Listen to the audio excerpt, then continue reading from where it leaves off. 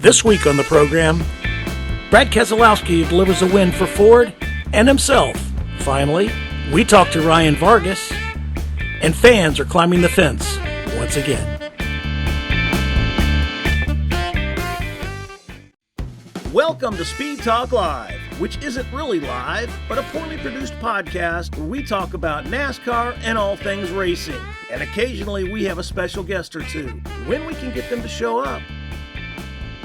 Sit down, strap in, pull those belts tight. Speed Talk Live is on the air. Pace car is in. Green flag, green flag, green flag. All right, welcome everybody. Another week here at Speed Talk Live. I'm Greg Engel. As always, I got my buddy across the pond, the associate editor of cupscene.com, Owen Johnson. Hello, Owen. How are you, my friend? Hello, Greg. I'm great. How about you? Good. I hopefully you slugged through finals. Are you still doing finals, or is that still got one more to go, but almost there. All right. They do things different in England in school. You just got finals, and then you got your downtime. So you're coming back to the States next week, if I remember right. Sometime next week, a little bit after, we'll see how that gets, but soon enough. We'll get you back on the same continent. Anyway, so all right, let's talk about Darlington. One of my favorite tracks. I love going there. I'll be there in the fall. I was not at this race. It was Mother's Day, had a lot going on, so I did not go to this one. Of course, it was a great win. Brad Keselowski finally broke through. 3 years since Talladega 2021 was his last win. This was his first win since he became co-owner with Jack Roush over there, and now it's Roush Fenway Keselowski Racing. It's good to see. And somebody pointed out this is the first time the number 6, which was last campaigned by Mark Martin, was in victory lane since 2011. But according to Keselowski, that really didn't mean much to him.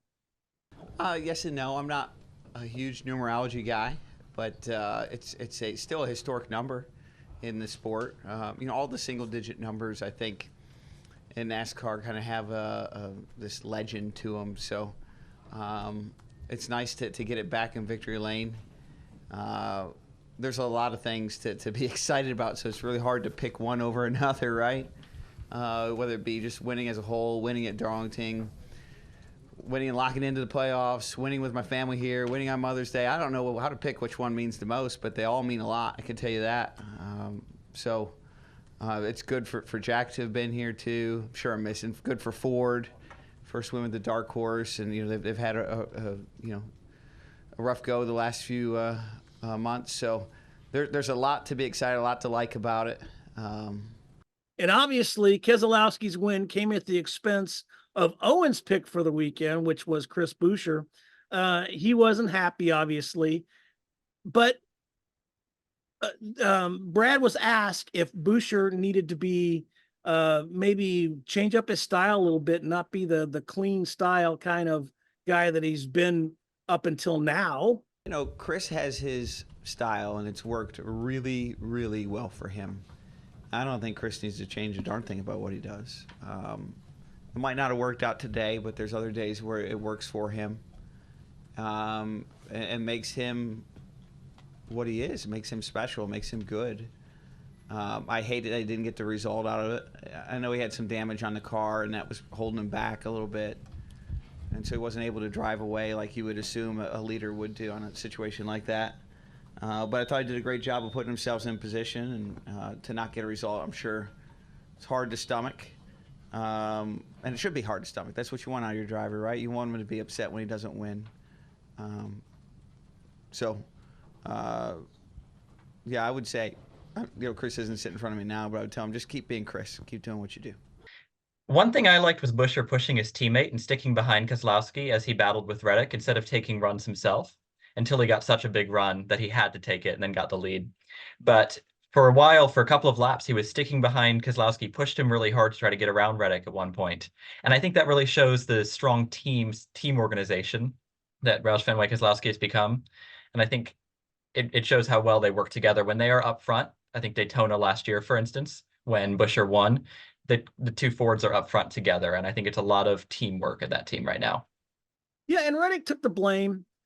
He hit the wall, popped the tire, takes himself out. He can live with that. He said it's just tough to walk away knowing I used someone up and took their chance away of winning the race.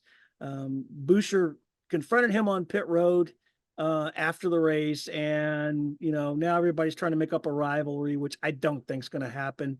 I think Reddick was truly apologetic and truly felt bad about what happened, but there was Brad Keselowski finally in victory lane, which it was great to see, and it was a great win. The other things that happened in that Ryan Blaney was a 3-wide sandwich and squeezed into the wall on lap 129 right after a restart, coming out of turn 2. And when he came out of the pits, they thought they had repaired the car. He was on the DVP clock, and he came in. They thought they'd repaired the car. He went out, came out of the pits, and swerved up towards William Byron, who was a part of that. And everybody thought, oh, he's trying to take him out. Blaney could only make one lap and had to go back to the garage and was done for the day. He later did admit that he wasn't trying to hit Byron. Something broke. I don't know whether to believe that or not. But he did say, I'm not going to hit him.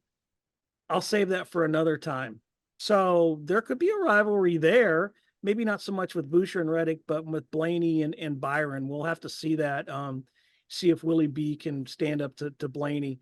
Another thing, Kyle Larson late in that going late in the race had a flat late in the going, spun to the wall, broke his toe link. He was scored with a DNF. And now, of course, we have to bring up the fact that Ford has finally won this season. Well, we've talked about it, I think, for the past couple of weeks, just because it's been so significant. One of the longest winless streaks for the Blue Oval, not just in the Cup Series, but in every series of NASCAR this season. But they finally won. They're still yet to win in the Xfinity or Truck Series, but at least Ford has something. And if the last 2 seasons are any indication, Ford may well figure it out now and go on to win the championship like they have the last 2 seasons. So see what we get. But it's good for Ford to break through. They were very, very close, a thousandth of a second last week, and now they got it. Yeah, finally. And now we're halfway through the regular season. And it's curious. I wonder now that the door's opened if we're going to see Keselowski winning again, and how Boucher, Keselowski, and all the Fords are going to perform for the rest of the season. And we're halfway, like I mentioned, into the regular season. I got to get used to that because I'm still used to, not having a regular season. It was always just the season. And I guess it's more the vernacular now where you have the 26 race season. We're halfway through that. Now coming into the All-Star break. And really the takeaway so far, I don't like to prognosticate on the first half of a season and try to predict what's going to happen in the last half of the season, especially with the next gen car. Now we have so much parity going on. Who knows? I mean, Hendrick's been strong in the first part of this regular season. Doesn't necessarily mean that they're going to be strong in the second half. They probably will be. It's going to be interesting to see JGR. We also haven't heard anything from 2311 and Trackhouse. So it's going to be curious to see how they step up as we get towards the playoffs and we start jockeying for the playoffs and get to that point where we set the playoff field. So I don't like to make, like I said, predictions based on the first half of the season, but I'll tell you, it has been a hell of a season so far with the finishes at Vegas, with the finishes at Atlanta, and obviously Kansas. It has been a fantastic season. I am totally fired up to see, no matter who wins and who steps up to the plate, I am fired up to see what we can have going forward. Absolutely. And I think one thing just to focus on, just when you talk about Hendrick and Gibbs, is I think compared to some of the past years of the next gen car, obviously the next gen has really come into its own this year. Crazy finishes, great racing throughout the field for most of the races. But there's been, I think, a degree more dominance than we've seen with the next gen in the first 2 years, with Hendrick and Gibbs very consistently up front. Some of the other teams, Penske struggling, 2311 you mentioned. Obviously, Roush Fenway Keselowski was able to just break through, but I think there's been perhaps a little bit of a return to form for the top 2 teams like we've seen very recently going back the past decade in NASCAR with just a couple of really good teams. And, another thing, as I get older, time starts going by faster. It seems like we were just at Daytona and man, we're halfway through the regular season, which is not the normal season that I'm used to. But man, it seems to be going by really quick. We got the All-Star race this weekend, and then we'll be at the Coke 600, which is going to be incredible. Looking forward to that. Another 1.5-mile track, but we're going to talk about that later. Let's kind of shift gears now as we look forward. I talked to one of my favorite guys of all time. And everybody thinks that all my guys are favorite guys, but they are. Ryan Vargas. He's 23 years old. He's a social media master. He first came on my radar because he hustles to get sponsors, and he's always putting together 1-race deals, 2-race deals. He'll have crypto one week and another sponsor another week. A hemp manufacturer. It's just amazing what this kid can do.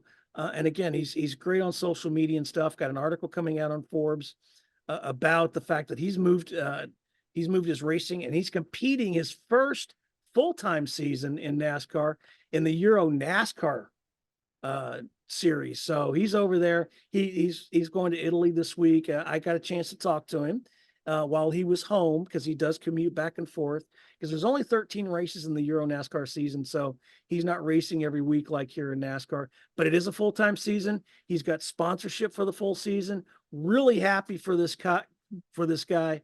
So here's my conversation with Ryan Vargas. All right, I am here talking to one of my not only favorite all-time drivers, but one of my favorite all-time people. I'm glad to have him. Glad to could spend a few minutes with us today. Ladies and gentlemen, presenting the one, the only, the incomparable Ryan Vargas. Hello, Ryan. How are you? I'm good. Always good to talk to you, Greg. It's been a long time no see. Yeah, I know. The last time I was talking to you, one of the many things I like about you is the way you can get sponsorship, and you get these sponsors. You become like this marketing guru.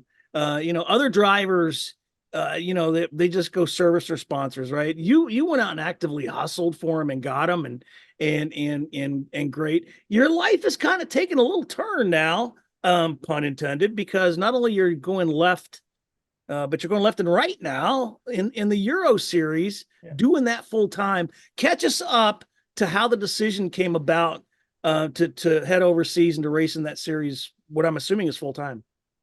Yeah, I looked at everything going into this year, and I talked to my partners over at Critical Path Security, Patrick, Virginia, Brian over there, and all those amazing folks. They've been a massive, massive supporter of mine for the last 2 years, and this year, obviously, in a bigger way. But we really looked at everything that we were doing, and we just kind of realized, like, this Euro Series deal makes sense for what we want to do. This aligns with the goals that we want to set out. If we put everything together and really looked at it, it really showed that, I could do another year of part-time Xfinity truck, whatever it may be, and, do the same song and dance for the fifth, sixth straight year.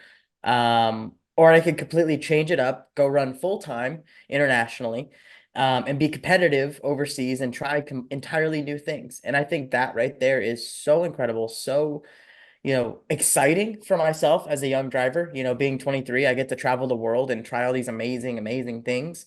It was a no-brainer when we really put it all together and started talking about it.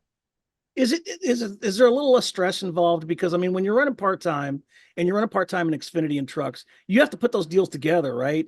And you may not have a deal beyond, June or whatever, and you got to work on that. And here you're going into this race, and yeah, you're good for this race, but you got to think ahead to the next ones. And I know that when you're at a race, you're always talking up and trying to look forward to that next one. Does this give you kind of a little less stress knowing where you'll be at and what you'll be doing for the entire season? Yeah, absolutely. It's a lot less stress in that regard. I still have, some sponsorship packages to fill and stuff like that. But other than that, it's a really comforting feeling to know what you're doing, right? It's comforting to go out and be able to sit here and say, all right, I know where my next races are. You know what I mean? It's not a week to week basis anymore. It's, continuously trying to build up that program. And, I was just talking with the folks at Critical Path today, trying to find new ways to kind of integrate them a little bit more and try and see how I can help them as much as I can, as well as see how we can bounce off each other and, build everything up. So, I'm very thankful to be in this position with, Critical Path Security, with what they've done for myself and, for the team, for everybody. but also just, to be able to compete in NASCAR, but do so internationally. I think that's really, really cool. I think the series is an absolute blast to compete in. And I cannot wait to get back to Italy next week. So when you approached Critical Path, your sponsor, and told them you wanted to do this European deal, did it take much convincing on your part, or were they pretty much all in to begin with? At first there was a bit of hesitancy just because, it's an entirely different thing. We're talking, apples to oranges here in terms of, the type of racing that we're looking at. But, when we laid it all out and we looked at, hey, here's everything that comes along with it. Here's, everything that goes into this. They came back to me and they, were like, Ryan, this makes sense. Let's go ahead and try it. Try it this one Nice. time and see how it goes. We go to Germany last year, Osserschleben, and the weekend went phenomenally. Had 2 top 10 runs right off the bat. Yep. Really good. Had a lot of pace. Wound up running the finale over in Zolder. Had some really good pace. It ended up raining in the race, and that's something that I need to work on, is racing in the rain, but still ended up, I think, with like an 11th place or something like that. So still an okay day there. But just knowing that, like, there's the pace there, going to Spain this most recent race, and being as fast as we were despite being caught up in an incident, you know what I mean? Like, I think that we have the pace to go up there and compete for top 5s, have that shot at a podium, an outside shot at, if things go our way, maybe a win. But it's just exciting to know that there's all this possibility out here. And it's just been such a blast. What's it like servicing a sponsor when you're in Europe? I mean, I know, you've got the typical stuff here, on a race weekend, and you got to go say hi to is there some similarities, or is it totally different when you're servicing a sponsor overseas than it is in America? Yeah, I mean, there's less, in-person stuff, right? Like, I know the folks at Critical Path, they're going to go to some races this year, but for the most part, they're not going to be at all of them.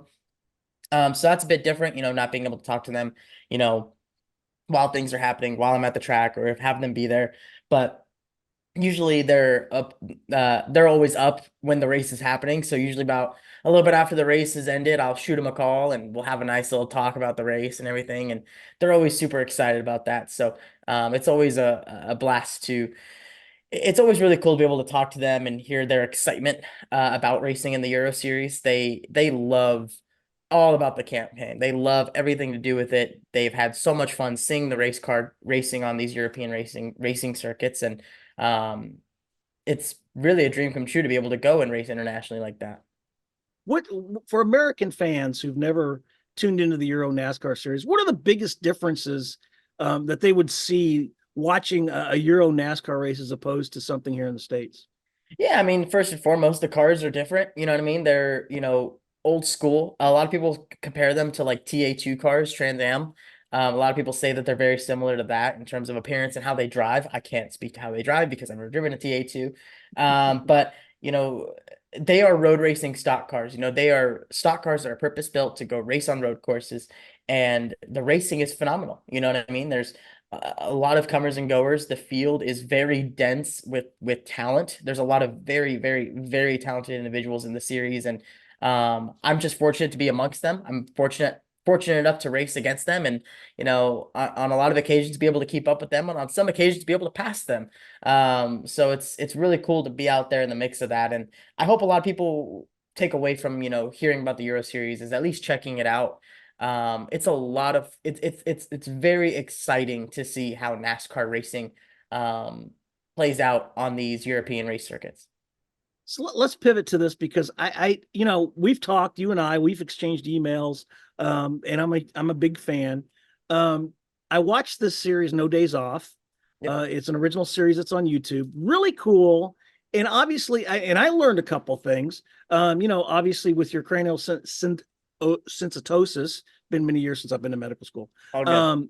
And I know that you have almost embraced that, because I didn't realize that the scars that you have are you incorporate into your helmets. That was a cool little fact I found out watching this series.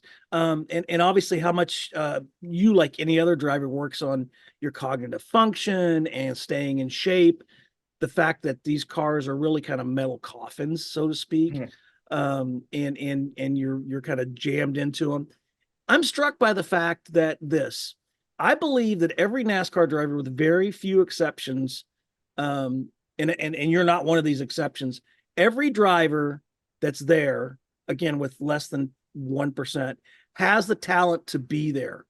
So when you're working on one, here stateside, not necessarily in the European, but when you're working stateside and with JD Motorsports, who's an underfunded team, or somebody like that, I don't think people realize that you are working just as hard as, say, a William Byron or a Kyle Larson or a Bubba Wallace. You're working just as hard behind the scenes on your cognitive functions, on your staying in shape, on the pit practice.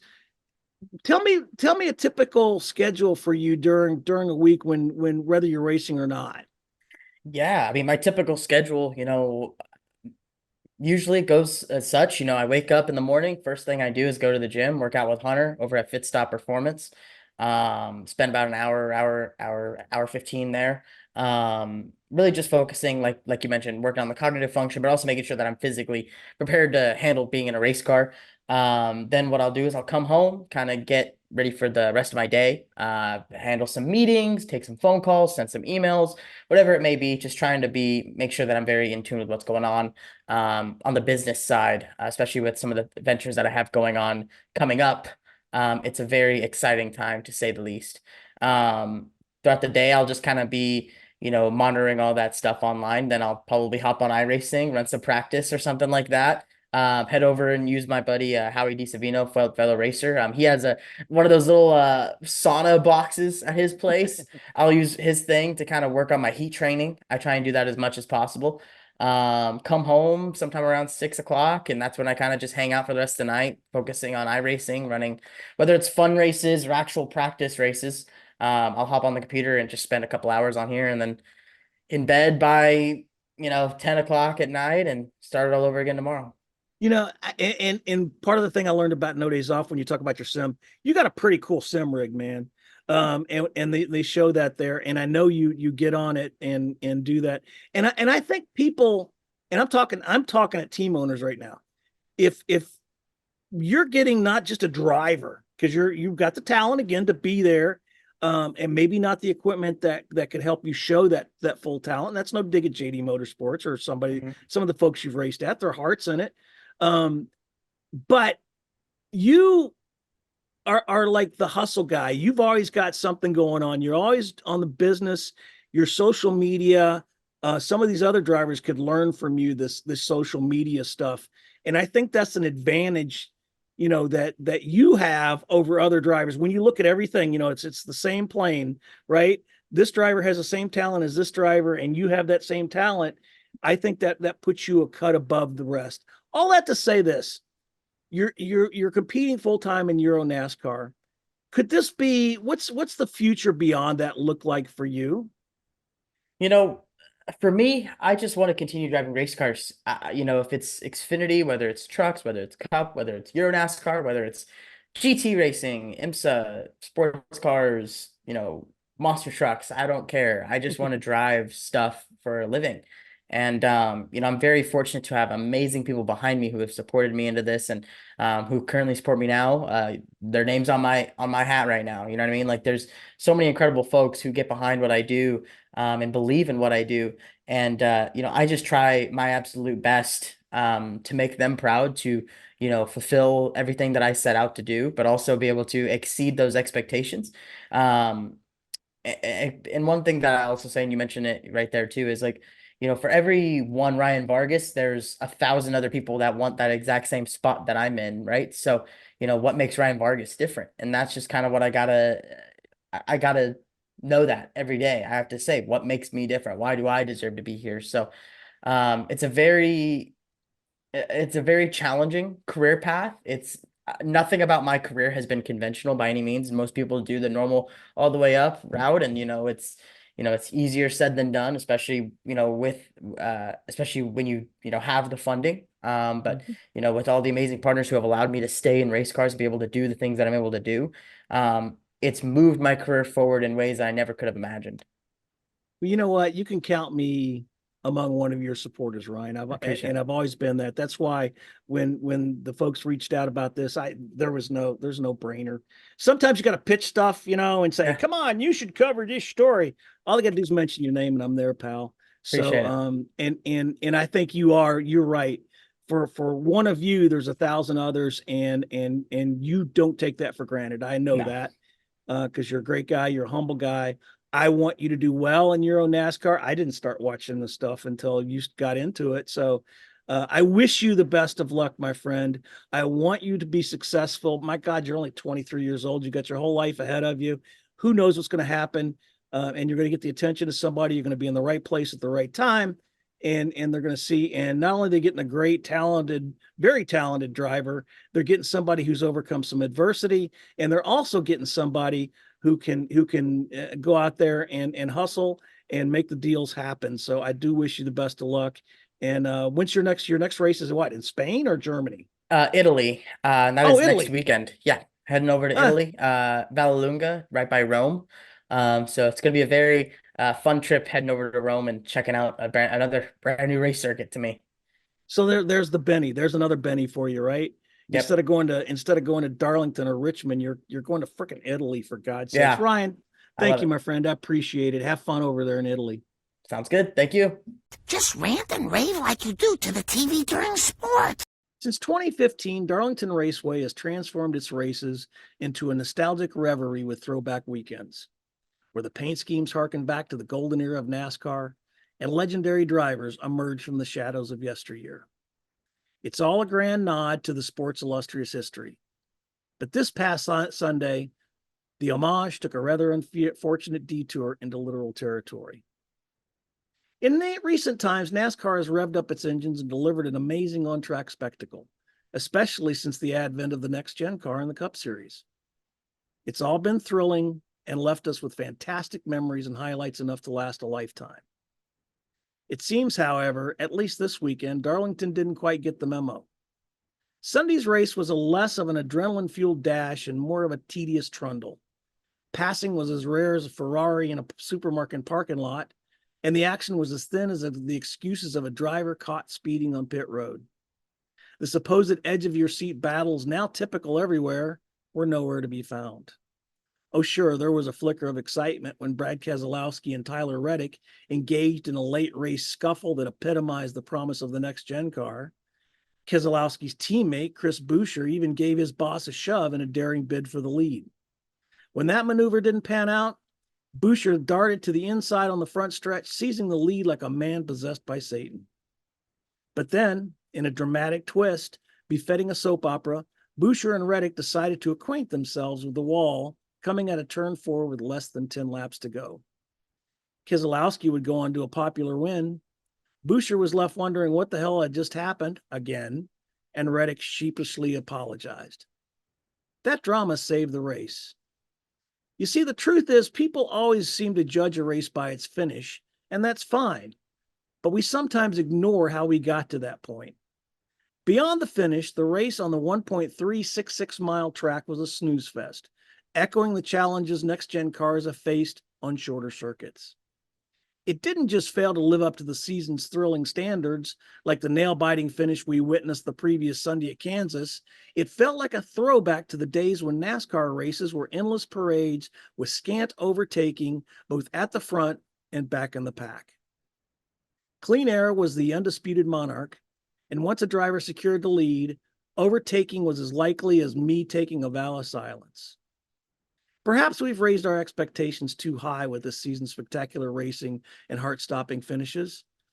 Or maybe NASCAR still has a bit of tinkering to do on certain tracks.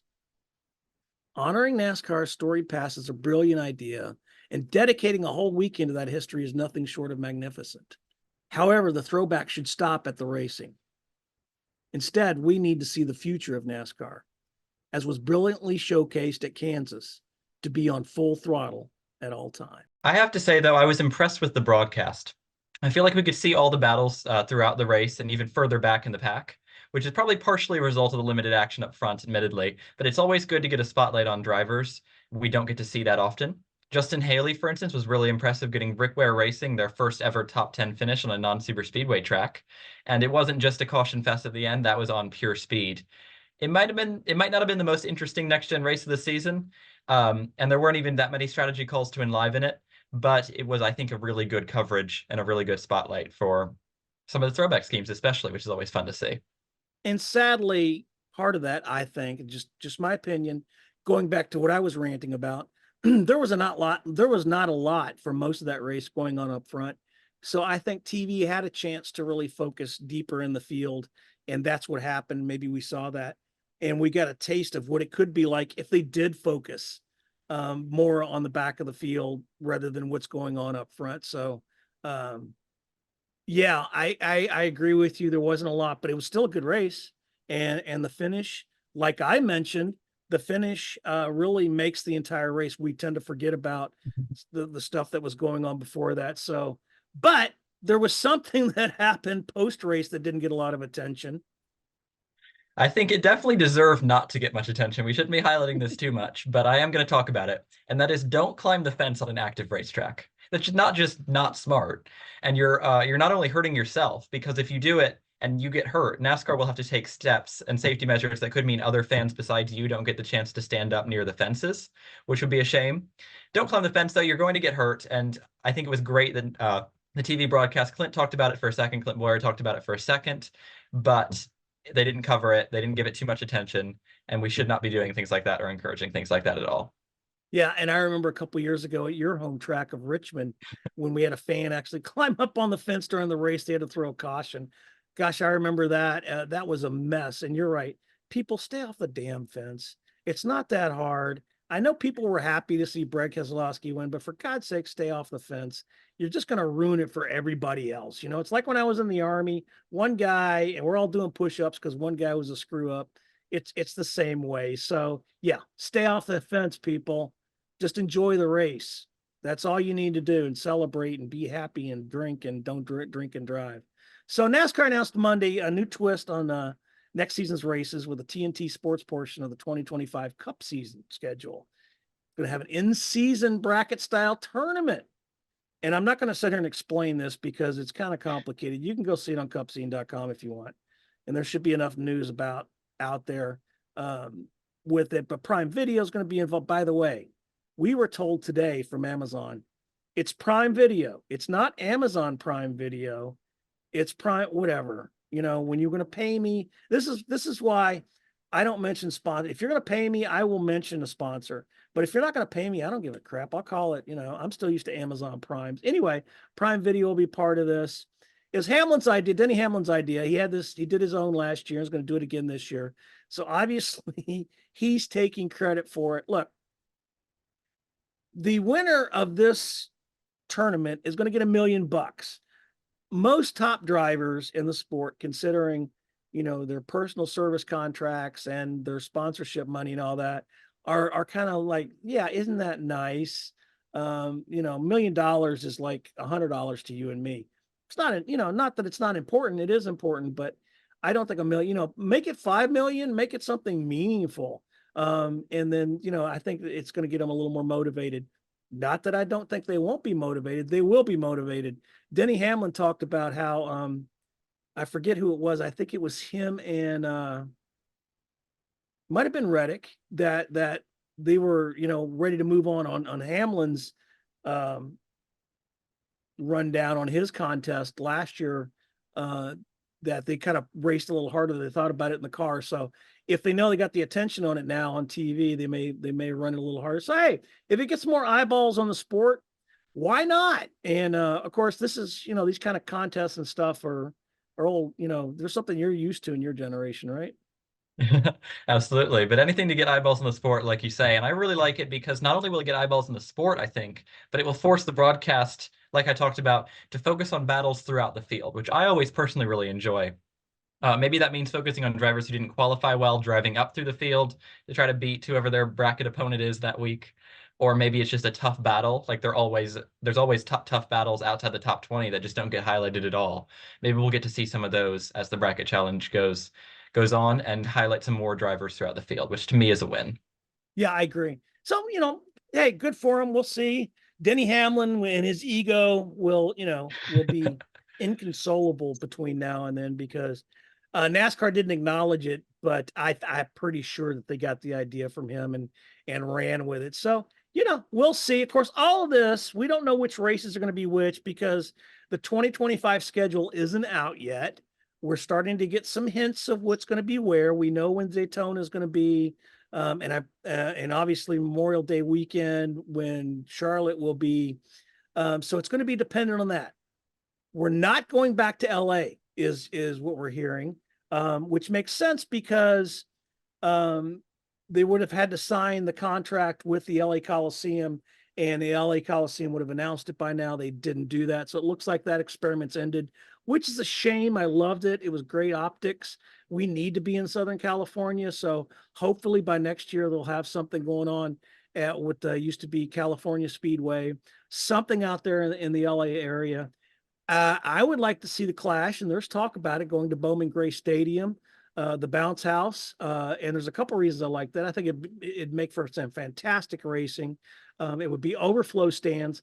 Plus, the bonus is it's in Winston-Salem, which is near where my family lives, so I don't have to worry about hotels and flights and all that. I just go hang out with the fam and see that. So we'll see how that works out. There's also talk of going to Mexico, which would be great. It does sounds like they didn't get Canada ready in time, but it looks like we'll be in Mexico next year. So we'll see that. Speaking of Amazon's Prime Video, go ahead and knock me down there, Amazon. They announced, NASCAR officials announced today that it'll be part of the new television rights agreement for 2025. They're going to kick off their race broadcasts, the Prime Video, with the Coca-Cola 600 over Memorial Day weekend.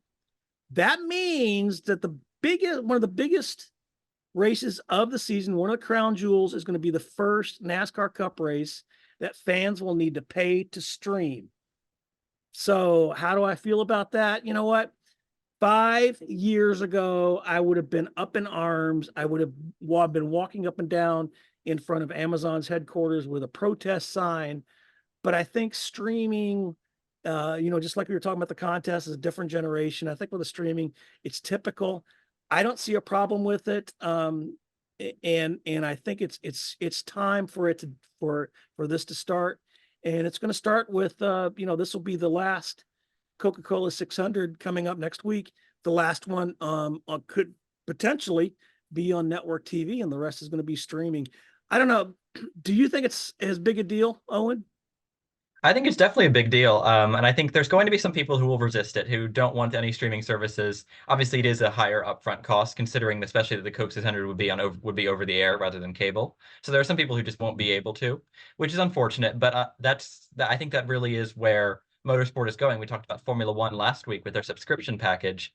And I think one advantage that Formula One has with that package over NASCAR is that it's all in the same place. We're going to have 4 networks next year. It's going to be a bit of a mess to figure out the first year of that new deal.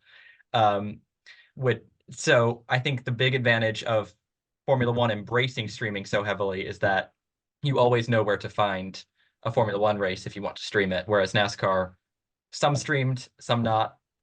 It's all a mix everywhere. And it'll be interesting to see too if it's commercial free. If they do a commercial free race with the streaming, then yeah, take my money.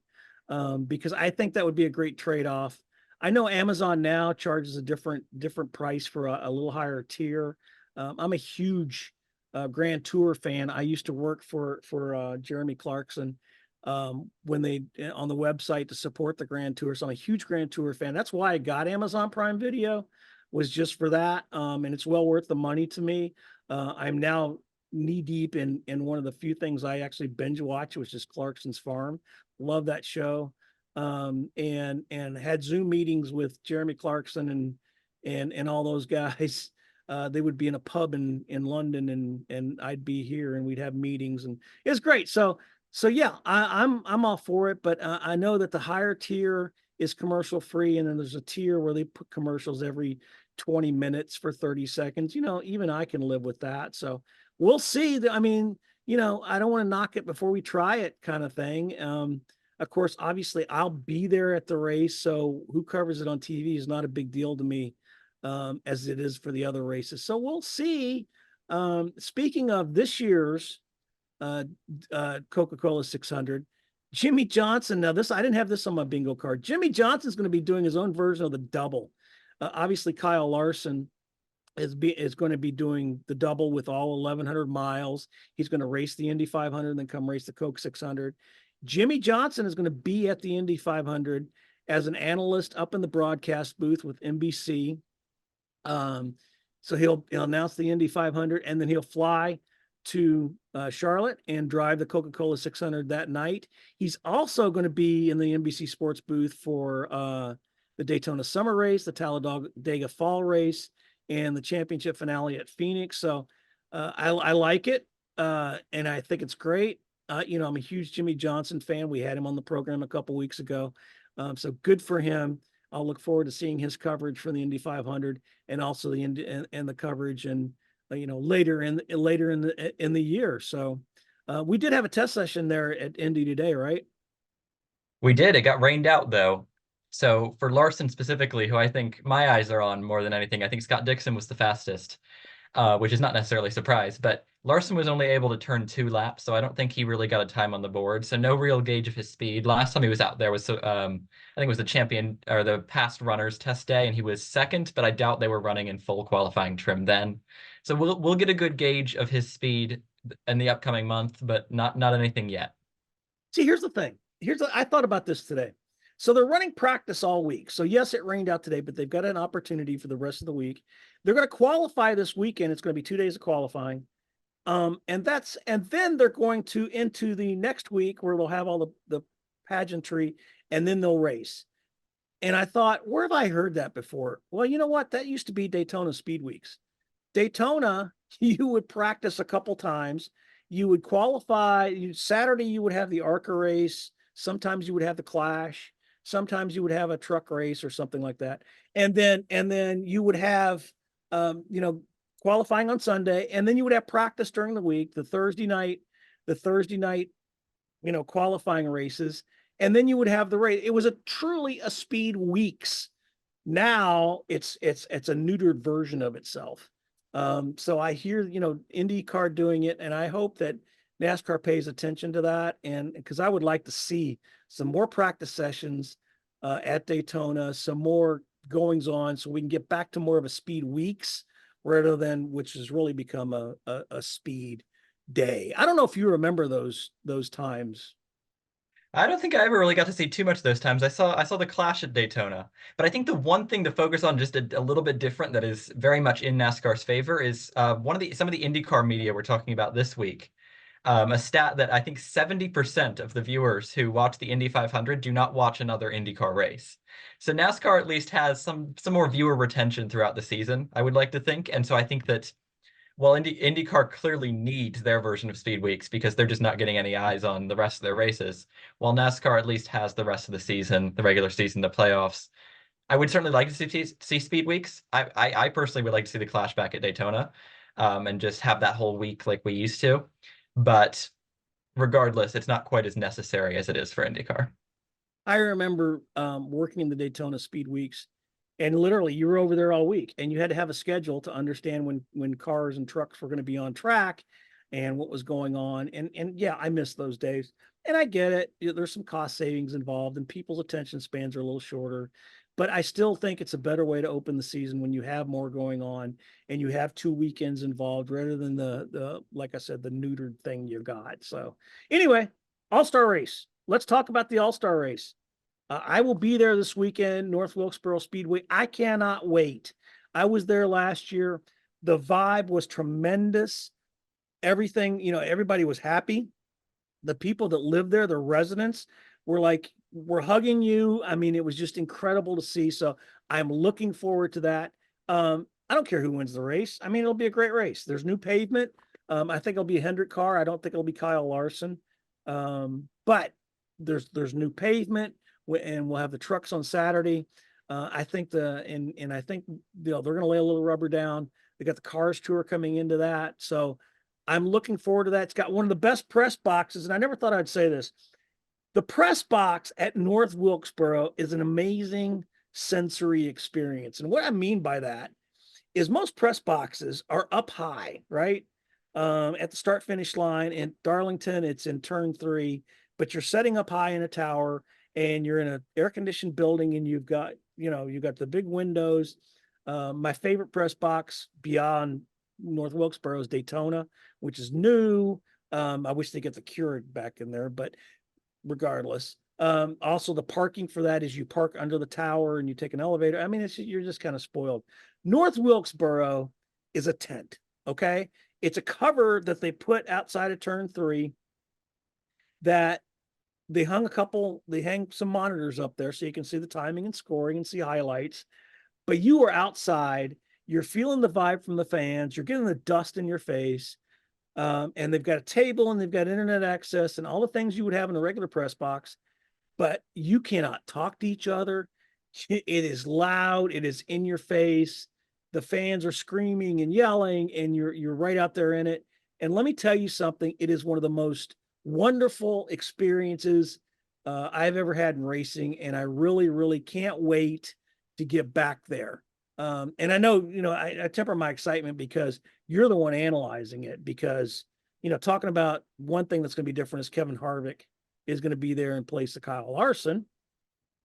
Yeah, so we talked about this when it was announced after Dover, but Kyle Larson obviously will be qualifying for the Indy 500 this upcoming weekend. So Kevin Harvick will be practicing and qualifying in the heat races on Saturday. But that means because he's not eligible for the race, he didn't win last year, that car will start from the back. Now, I definitely agree with some of the commenters we got when I said that, I don't love Harvick being in the car, maybe put a younger driver in. Harvick definitely is the most experienced driver, but he is ineligible, so that car is going to be starting from the back. So I wonder, firstly, how much information he's going to be able to give, considering that he and Larson don't necessarily have exactly the same driving style. He's been out of the car for a bit, and the new pavement is completely different. I wonder, personally, if you put one driver who notably is eligible from a win last year and is not going to be competing in the race, SVG, put him in the car and see if he can maybe make up any spots during the heat races. You never know. Cars could wreck. He could have a good performance, even though he's never been at the track, and maybe stand to gain a qualifying position better than the rear. We'll see how much data Kevin Harvick can actually give Kyle Larson, but I stand by. I think put the guy who's got the win in the car and see what he can do. Yeah, SVG in the All-Star race. I think that'd be phenomenal, man. Let's make that happen. Let's start a petition. And before we sign off, I want to highlight the story that you did this week on Cup Scene about the designer for Greg Van Al's ARCA car at Charlotte. I thought that was a great story. It's still there. And talk about that story before we sign off. Yeah, absolutely. So a couple of months ago, Greg Van Alst, who's an ARCA driver who drives for his own team, Greg Van Alst Racing, announced that or posted on Twitter, looking, I think, a little bit for a reaction, which is fair enough, that he used AI to design some schemes that he would send out to prospective sponsors. So he said he would design about 175 to 100 schemes, send those out to sponsors, and it would be a kind of a baseline, and then he would actually hire a designer from there. He got a lot of flack from that, from designers saying, you need to be paying designers. But for me, when I read that, I thought that's just impossible. You're doing 100 schemes. It's a small cell phone team. He then decided, based on that criticism from a lot of designers who said they wanted a chance to work for free and maybe design a car for him, that he would do a design contest. So he opened that up this weekend for Charlotte. And the winning design was just announced. The designer tweeted, "This is nuts. Never did I think I'd see my scheme hit the real world track," which is a great opportunity. But he got even more flack for that. A lot of chorus of, pay designers.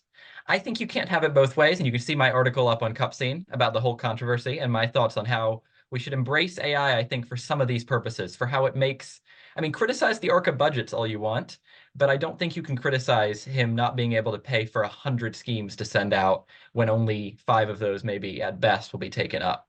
So I think it was a really interesting story, a lot of unwarranted criticism, and you can see both sides on cupscene.com. Great work. Great work. I love the story and you're spot on with your analysis of that. Will you have a preview this week? We should have a preview up this weekend before probably on Thursday.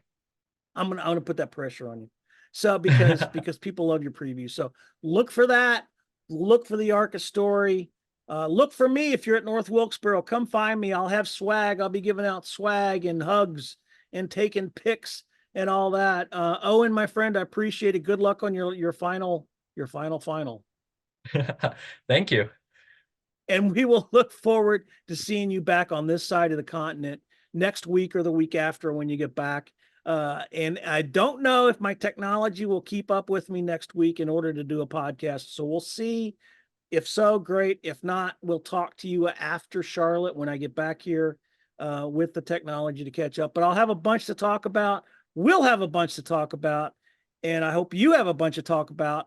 I know I've gotten some comments and we've addressed it. I've changed shirts for those who ask. So comment, follow us, subscribe, keep safe. Peace out. We will talk to you next time. Thanks for listening to Speed Talk Live. For questions or just to tell us how bad our production is or to leave other feedback, leave us a comment below. For all the latest NASCAR news, visit www.cupscene.com. Until next time, peace out and let's go racing.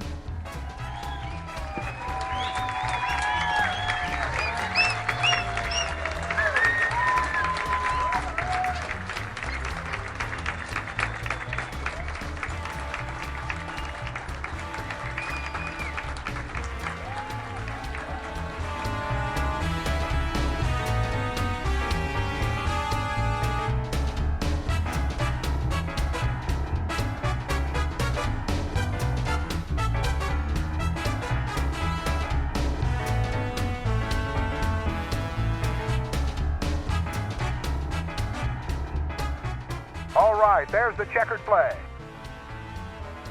Great job, driver.